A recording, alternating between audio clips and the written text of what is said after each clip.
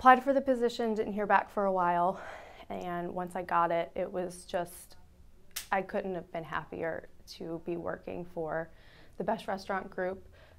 It was, in my opinion, the best job that I could have gotten at that time. I just had opportunities that I wouldn't have had elsewhere. Can you describe what, I mean, I understand what you're saying, but what are some of the things? It was things that they would say to you, or that he would say to you in particular? What was it like? Yeah, I mean, there was, you know, like some of the other girls who have come forward have said, there was, you know, comments about what we were wearing, how we looked in the office, but then also, you know, when we were out in social situations, it was just the touching and the being too close, and I always kind of looked past it and ignored it until there was one incident where John took it way too far. I remember vividly in my mind him taking my hair and putting it behind my ear and commenting on how pretty he thought that my hair fell every time that I pushed my hair behind my ear. And he is really close to me, and I keep trying to involve other people in the conversation so it's not just a one-on-one between the two of us. And you know, there's just no personal space or boundaries. You know, we're out with people who we had worked the event with.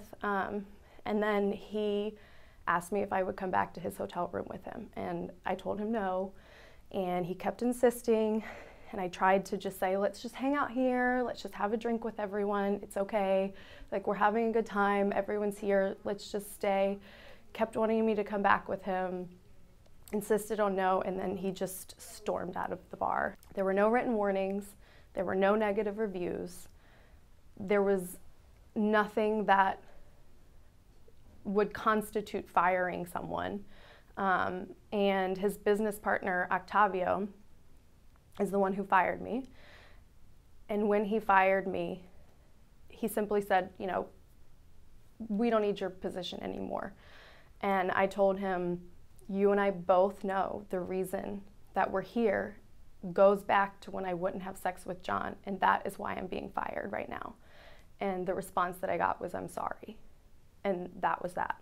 And I hope that women see that this isn't something to be ashamed of. This isn't something to hide. And up until now, and even now, I'm still scared talking about it. But it needs to be talked about. It needs to be discussed.